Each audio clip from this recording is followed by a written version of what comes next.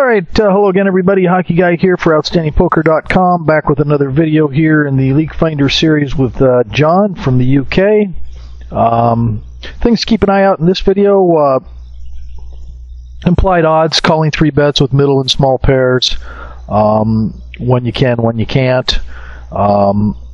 Dealing with donk bets, of course, that's I think a frustration for a lot of micro players is dealing with the donk bets, and a bit of discussion on that. I think really the key there is to be aggressive, because almost nobody at this level leads out with a big hand. That they love to slow play. So if you know they slow play their big hands, you know when they lead, they don't have a big hand typically.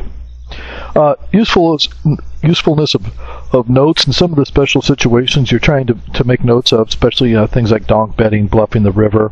Do they do it a lot? When do they do it? Because that's incredibly valuable. Developing common reads for the micro games, and I know I struggled with this for a long time, and I think it frustrates others. And I would just refer you. There's a post in the forums from a while back where I put down or listed some of the general reads that I have on the different player types and how you can exploit them. So you do need to start committing some of those to memory, of course, because you just don't have time to go look in the forum and look it up all the time. So, and then balancing, the desire to get river value, betting, hands that are not necessarily the nuts, but can you bet second pair, maybe with an ace or king kicker and get value, or do you want to be inducing a bluff because you think maybe they missed their draw? And of course, the plan to improve is basically in the applied odds. You just got to learn them. You're going to flop a set 1 in 8 times or so. So you can't be the guy that calls thin, hoping to be lucky, because you're just putting yourself in a bad situation. And instead of making a good decision, then you're leaving it up to luck to win.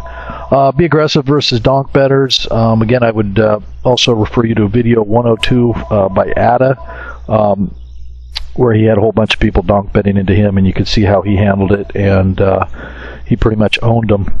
So I'm trying to work some more of that into my game as well, in all honesty. But take notes on donk betters. Do they do it a lot? Where do they do it from? What was the board like? Did they have a hand? What type of hand, etc.? And so when you see other people donk betting when you weren't involved in the hand, you can still get a lot of good information there. Recognizing the importance of good notes. You can't overemphasize this enough. I think that if you have somebody you're playing 10-cent no limit, and somebody somebody bluffs the river for $4, that's 40 big blinds. So is it the end of your lifestyle? Probably not, but it's 40 big blinds, and if you have a note that this guy does this a lot or that he never does it, 40 big blinds is enough to really affect your win rate quite a bit.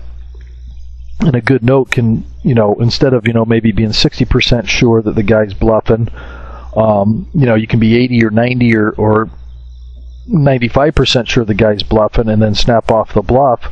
And that difference between being kind of sure and definitely being, almost positive because of good notes really helps your win rate a lot. Watch for common repeating situations and how the various type of players react.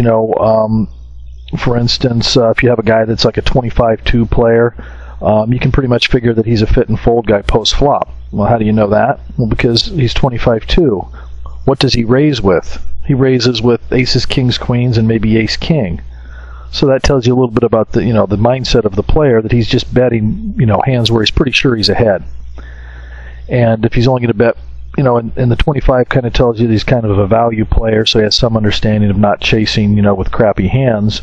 So if you know that he doesn't chase with crappy hands and only bets his good hands, he's pretty much a fit or fold guy, and then you can really exploit that post flop by c-betting a lot. The value betting, inducing bluffs on the river is really, you just got to practice that and start looking at the stats. If it's an ultra passive player, you probably just go ahead and value bet, because he's not going to bluff you. He may call you down with a better hand sometimes, but he's not going to bluff you.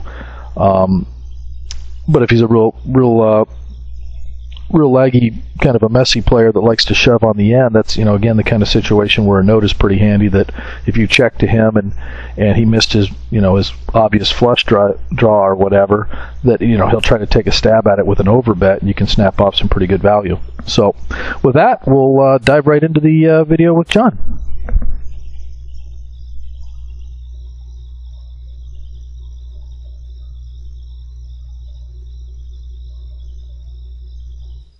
Alrighty, hello again everybody, Hockey Guy back here again with another video with John over in the UK.